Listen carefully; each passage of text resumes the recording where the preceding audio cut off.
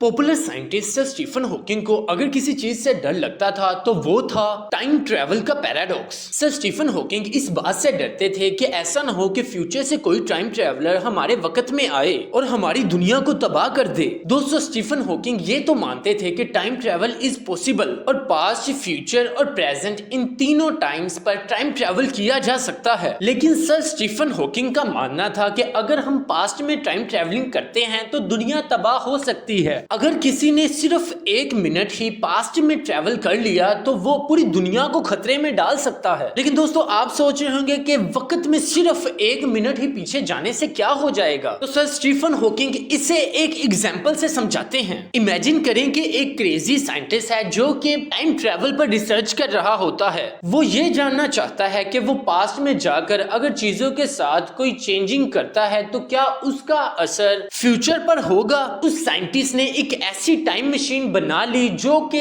वक्त में सिर्फ 1 मिनट पीछे जा सकती है। तो वो जो साइंटिस्ट है वो वक्त में 1 मिनट पीछे जाता है और अपने आप को देखता है और देखते ही अपने आप वाला वो जो खुद पास्ट में है उसे गोली मार देता है। अब इसका फ्यूचर पर क्या असर हुआ? दोस्तों पास्ट पर इसका असर ये होगा कि उसका टाइम ट्रेवल करने से ठीक 1 मिनट पहले ही इसकी मौत हो जाती है। लेकिन सवाल ये आता है कि उसको मारा किसने? अब आप ये सोच रहे होंगे कि उसी ने तो खुद ही 1 मिनट पीछे जाकर अपने आप को गोली मारी। लेकिन दोस्तों यहाँ पर एक और सवाल है जो आता है कि वो टाइम ट्रेवल करने से 1 मिनट पहले ही मर गया तो किसने पीछे जाकर इसको मारा? क्योंकि दोस्तों वो तो मर गया है तो वो टाइम ट्रेवल नहीं कर सकता। अगर टाइम ट्रेवल नहीं कर सकता तो वो 1 मिनट पीछे जाकर खुद को ही गोली कैसे मार सकता है? और अगर उसने अपने आप को गोली ही नहीं मारी तो उसकी मौत कैसे हुई? वो कौन था जिसने उसे मारा? दोस्तों हमारा जो यूनिवर्स है वो कुछ रूल्स पर काम करता है। यूनिवर्स के खुद के अपने रूल्स हैं जिन्हें तोड़ा नहीं जा सकता। हमारे यूनिवर्स में किसी भी काम के होने के लिए किसी न किसी चीज का होना जरूरी है। बिना किसी वजह के कोई भी काम नहीं हो सकता। इसी तरह पास्ट में टाइम ट्रेवल करके किसी चीज को बदला नहीं जा सकता। और अगर हम छेड़छाड़ करेंगे तो हम जो यूनिवर्स के रूल्स हैं उनको ब्रेक कर देंगे और हम इस यूनिवर्स के रूल्स को ब्रेक कर सकें ऐसा मुमकिन ही नहीं है। अब हम अपने पिछले सवाल पर वापस आते हैं कि वो कौन था जिसने उस क्रेजी साइंटिस्ट को मारा। आपको इस सिनेरियो में एक चीज तो समझ आ रही है कि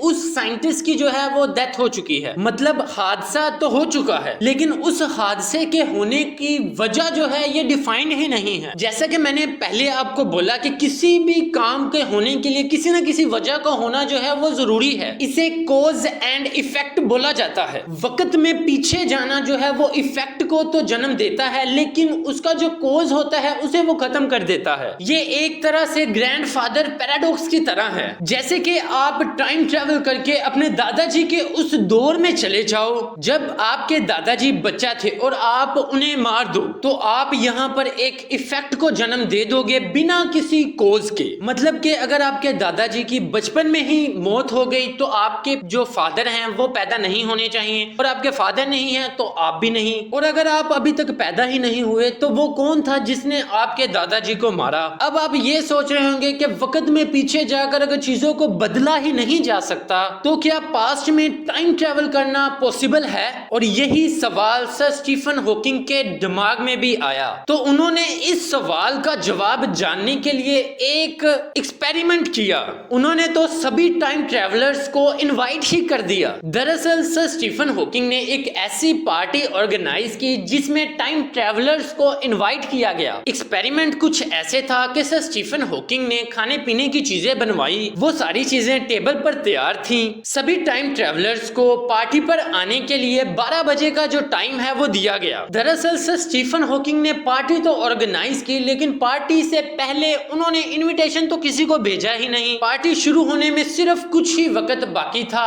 सर स्टीफन हॉकिंग की नजरें घड़ी की तरफ और उस दरवाजे की तरफ जहां से टाइम ट्रेवलर्स ने आना था उधर ही थी। जैसे ही पूरे 12 बजे सर स्टीफन हॉकिंग ने दरवाजे की तरफ देखा, कुछ जो टाइम है वो गुजरा लेकिन सर स्टीफन हॉकिंग की जो पार्टी है इसमें कोई भी नहीं आया। जब पार्टी जो है वो खत्म होगी तब सर स्टीफन हॉकिंग ने टाइम ट्रेवलर्स को बुलाने के लिए कार्ड प्रिंट करवाए जिन्हें इंटरनेट पर बहुत ही तेजी के साथ सर्कुलेट किया गया। सर स्टीफन हॉकिंग का जो इनविटेशन इन्विटेशन है वो आज भी है, आप इसे स्क्रीन पर देख सकते हैं, जिसमें पास पर जिस जगह पर पार्टी हो रही है उस जगह के कोऑर्डिनेट्स और डेट और टाइम है। और अगर आप टाइम ट्रेवल करके पास्ट में जा सकते हैं तो अजीम जो हमारे साइंटिस्ट हैं सर स्टीफन हॉकिंग वो आपका वेट कर रहे हैं। कहीं आप सर स्टीफन हॉकिंग की पार्टी में जाने का सच में तो नहीं सोच रहे? अगर आप ऐसा सोच रहे हैं तो इस पैराडॉक्स को और जान ले पहले, जो कि ग्रैंडफादर पैराडॉक्स से भी ज्यादा खतरनाक है। ग्रैंडफादर पैराडॉक्स के हिसाब से वक्त में पीछे जाना जो है वो पॉसिबल ही नहीं है, और अगर हम वक्त में पीछे चले भी गए तो हम वहां पर किसी चीज को बदल नहीं सकते, और अगर हम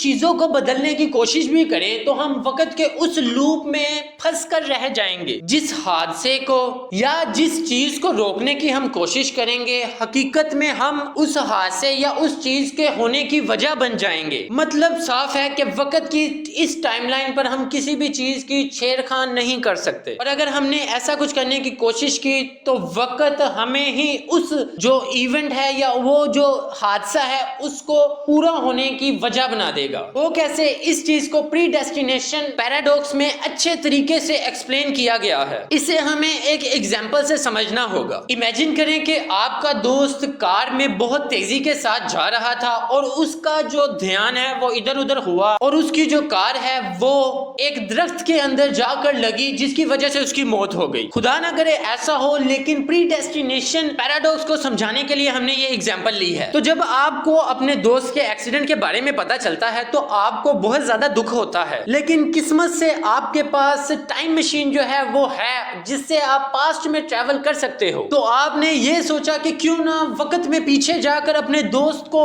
बचाया जाए। आप अपनी टाइम मशीन से टाइम ट्रैवल करके उस जगह पर पहुंच जाते हो जहां पर आपके दोस्त का एक्सीडेंट हुआ था। तो आप वहां जाकर देखते हैं कि आपका दोस्त बहुत तेजी के साथ गाड़ी चलाते हुए आपकी तरफ आ रहा है। तो आप उसको इशारा करते हो, आवाजें देते हो कि वो उस पेड़ में ना टकराए। आपके जो दोस्त है उसका ध्यान आपकी तरफ जाता है कि आप उसे रोक रहे हो, लेकिन जो गाड़ी की रफ्तार थी वो इतनी तेज थी कि आपकी तरफ ध्यान करते हुए जो आपके दोस्त का ध्यान है वो भटक गया, जिससे कि वो गाड़ी को संभाल नहीं पाया और उसने गाड़ी को पेड़ के अंदर ठोक दिया और उस एक्सीडेंट के अंदर आपके दोस्त की मौत हो गई। अब आपको और बुरा लग रहा है कि आपका जो दोस्त है वो आपकी वजह से मारा गया। यहाँ से आपने सारी चीजों को ध्यान से सुनना है, क्योंकि यहाँ से चीजें थोड़ी और कॉम्प्लिकेटेड होने वाली हैं। मान ले कि आपने प्रेजेंट में एक बार फिर से सोचा कि पास्ट में जाकर अपने दोस्त को बचाने की एक बार फिर से कोशिश की जाए। आप अपनी टाइम मशीन से वापस उसी जगह पर पहुंच जाते हो जहां आपके दोस्त का एक्सीडेंट होने वाला है। तो जब आप उस जगह पर पहुंचते हो तो आप देखते हो कि आपका जो पहला रूप जो पहले आया था इसको बचाने के लिए, अपने दोस्त को बचाने के लिए, वो पहले से ही उस जगह पर मौजूद है। आप ये देख रहे हैं कि आपका दोस्त बहुत ही तेजी के साथ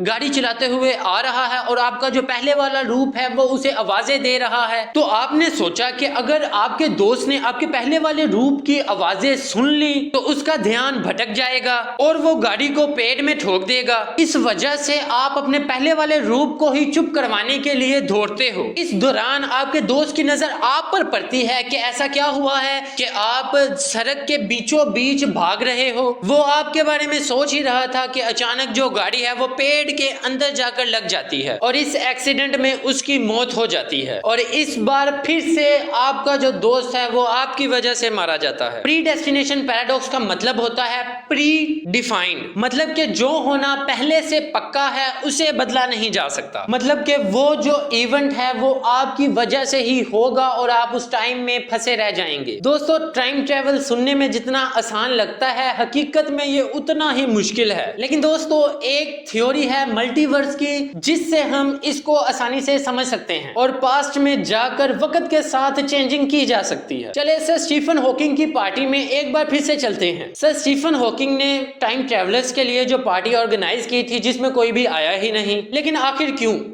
इसके पीछे बहुत से रीजन दिए जाते हैं। पहला ये कि हो सकता है कि टाइम ट्रेवल कभी पॉसिबल ही ना हो, जिसकी वजह से सर स्टीफन हॉकिंग की पार्टी में कोई भी पहुंचा ही नहीं। दूसरा ये कि फ्यूचर में जब टाइम मशीन बनेगी उससे पहले ही सर स्टीफन हॉकिंग का जो इनविटेशन है वो खत्म हो गया हो या गुम हो गया हो, जिस वजह से जो फ्यूचर के टाइम ट्रेवलर्स हैं उनको सर स्टीफन हॉकिंग की पार्टी का कुछ पता ही नहीं होगा। और तीसरी पॉसिबिलिटी ये है कि फ्यूचर में हम जो ह्यूमंस हैं ये ज्यादा सर्वाइव ही ना कर पाए पाए, जिस वजह से टाइम मशीन बनने से पहले ही सारा कुछ खत्म हो गया हो। और चौथी पॉसिबिलिटी ये हो सकती है कि जो टाइम मशीन बनाए वो सिर्फ फ्यूचर में जा सके, वो पास्ट में जा ही ना सके। और पांचवी पॉसिबिलिटी ये हो सकती है कि टाइम ट्रेवलर्स को इस बात का डर हो कि वो पास्ट में जाएंगे तो कुछ चीजें खराब हो सकती हैं, इसलिए वो ना आए हों। और छठवीं पॉसिबिलिटी ये हो सकती है कि सभी जो टाइम ट्रेवलर्स हैं वो सर स्टीफन हॉकिंग की पार्टी में आए थे और उन्होंने पार्टी अटेंड की थी, लेकिन वो रियलिटी किसी नई टाइमलाइन पर जो है वो